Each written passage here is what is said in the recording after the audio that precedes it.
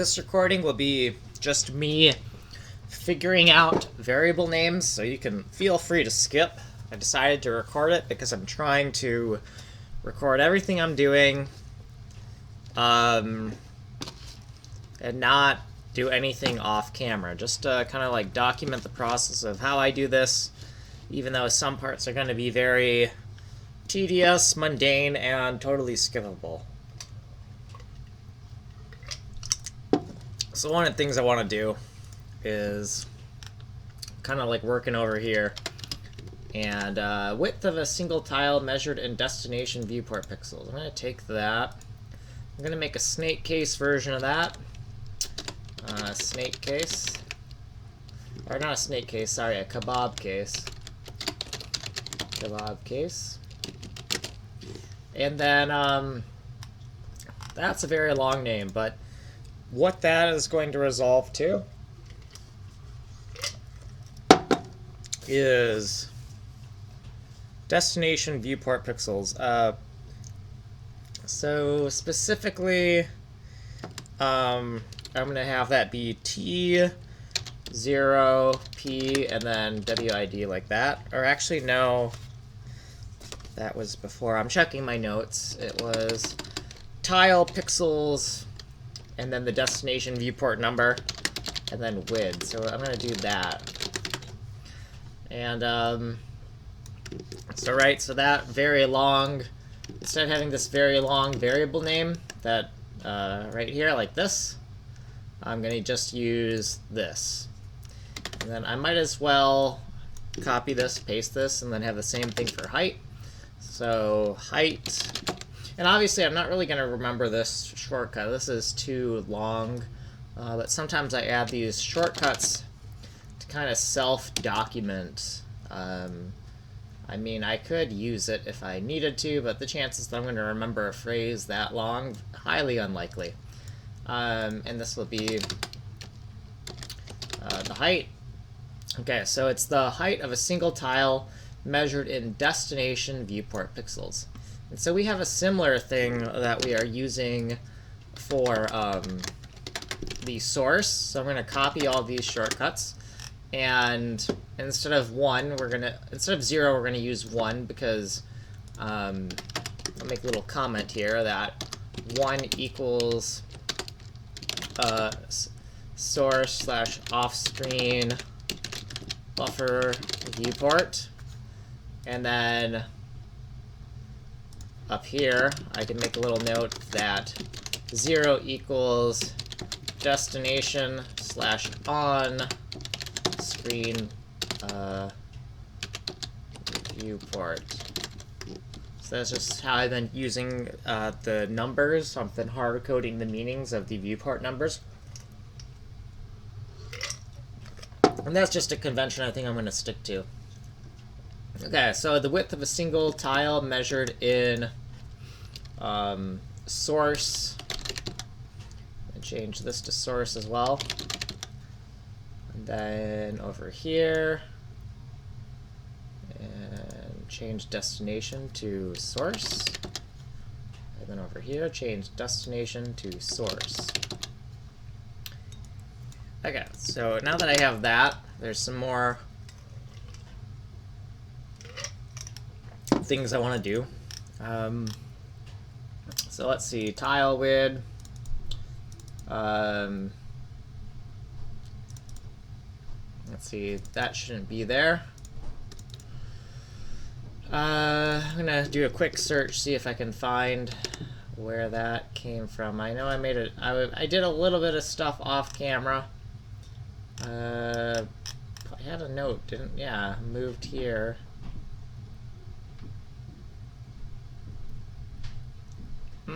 Interesting.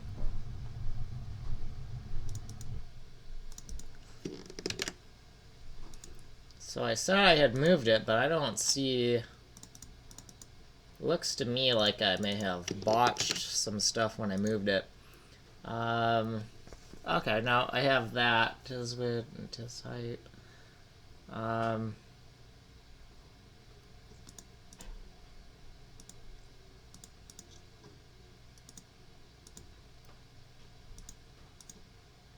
So this looks like a mistake, because that would clash with my shortcuts if I had that there. Let's see. Yeah, that definitely would clash. That's already defined somewhere. So let me delete that.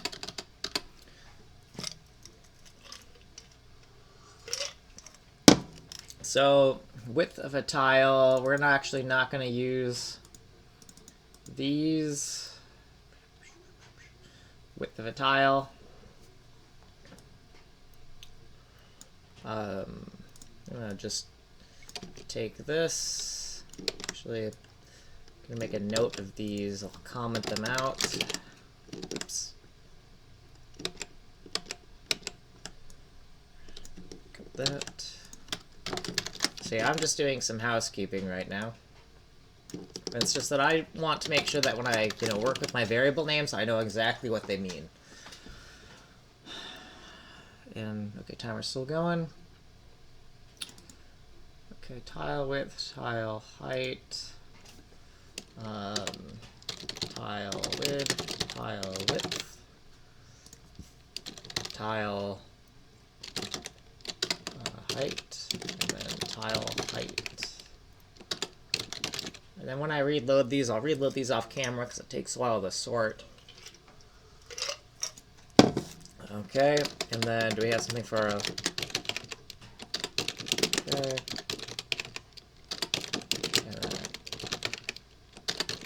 Okay. So for the tile widths, I have a few variable names I want to use. And it was kind of like this, but not quite. So, width of a tile. So I want to use tile pixels source width, or tile pixels destination width, or and actually it would be more like this. Tile pixels source width, aka tile pixels 1 width, because my source viewport is usually going to be the viewport number 1, or tile pixels destination width, aka tile pixels viewport 0 width. So those are my options for what would be considered valid when I want some type of variable that is to be understood as the width of a tile. So there is another, now that I remember from my notes, I had one more variable type I was thinking about using. Because these are the sizes that they appear in the different viewports. So in the source width of a tile measured in pixels is actually always going to be 1 in my code, right? Because I'm using a bitmap to represent a tile map, and each pixel represents a tile. So the tile pixel size, the tile size in pixels for the source, as for source, would just always be 1. But it's still good to have a variable for that value, even if its value is just always 1. And there was one more I wanted, one more possible option, which is the tile pixels, and then I for image. So if we're like trying to map a like a bitmap onto a tile we're rendering, we might have like a source image that's supposed to represent what the tile looks like, right? Like a tile set that you load from your computer into the engine. So tile pixel image width. So that means the source image, the source bitmap. We could also use B for bitmap. But I'm gonna stick with image width. So I, even though I kind of feels like a yeah. Well, sometimes we just gotta pick something and kind of stick with it. So tile pixels image, and then height. So these are kind of like my options here. And with those, I just want to make sure that if somebody types any of these options that they are recognized, and then have like little definitions for what those mean. And I'm going to try not to use the source or the destination variables. I'm going to try to always be more specific and say the tile size for the pixels on viewport 1, or the tile size for how big the tile is in terms of viewport 0. So yes, very, very cryptic, terse variable names, but the idea is that they have a very specific, definite meaning that is never going to change in the source code. So once I've like documented what that variable means, I don't have to like write any comments in the code about it, because I'll have something that's documenting what they do. So let's write some of these. So TPS with, and actually let's go CS start to start a clipboard stack. We're just gonna copy, copy, copy, copy, copy, copy, copy, copy, copy, and then finally copy. So that's 1, 2, 3, 4, 5 times 2. So there's 10 of these. CS dump. Okay, so we started at 88 and 97. So I think I might have missed one. So let's look here. Did I do my math wrong? Or did my clipboard stack miss something? No? Okay. So that's 88, shouldn't it be 88, 98? If there's 10 of them. 1, 2, 3, 4, 5, 6, 7, 8, 9, and 10. Can I just not math? So 88, and then it would be at 98, right? Or wait. Because you add 10, right? Okay, so I can't do math. Hold on. 1.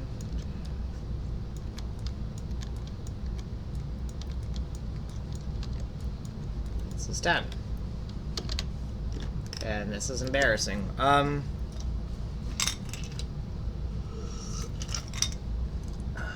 So 88, and then you'd be at 98, right?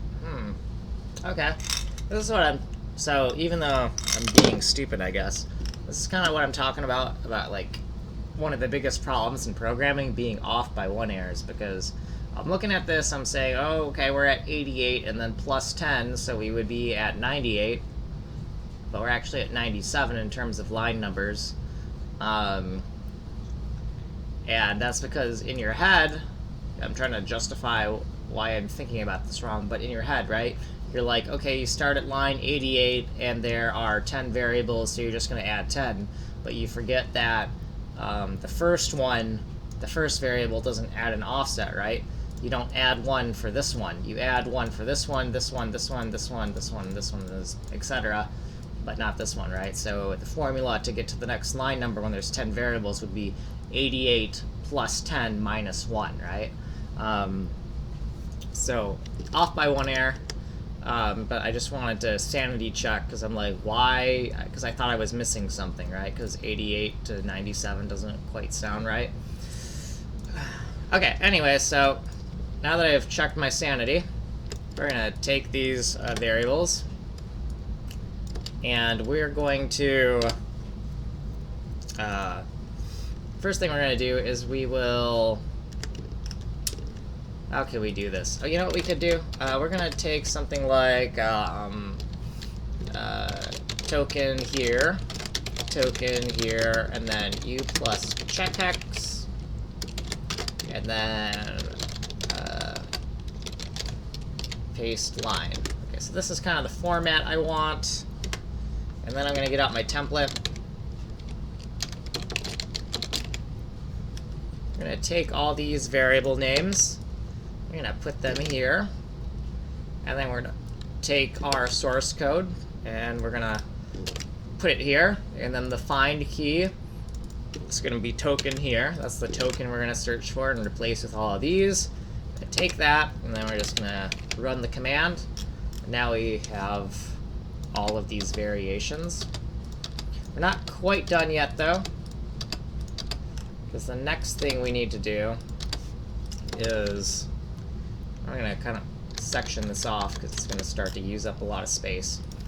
And I'll put like a dash line, I1.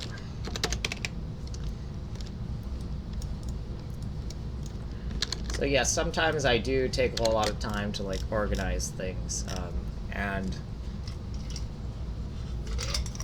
it definitely cuts into my coding speed. But the idea is I just want to build something really solid. Okay, and right here, I just want to write like the analogy versions of this stuff. So if we don't have any spaces, or if we do it with a dash instead of underscore, and then the same thing for all of the other ones. So I guess what I could do, maybe this would make it faster. TP1 and then width, and then TP1 width like that. And I'm just going to keep on going, TPD and then width, TPD, width like that. TP0 and then width, and TP0 width. And then the index, so tile pixels index width, tile pixels index width. And then tile pixels source height, tile pixels source height.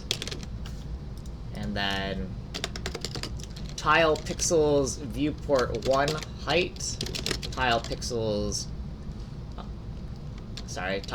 viewport 1 height as well. Okay, TPD height and TPD height, so tile pixels destination height.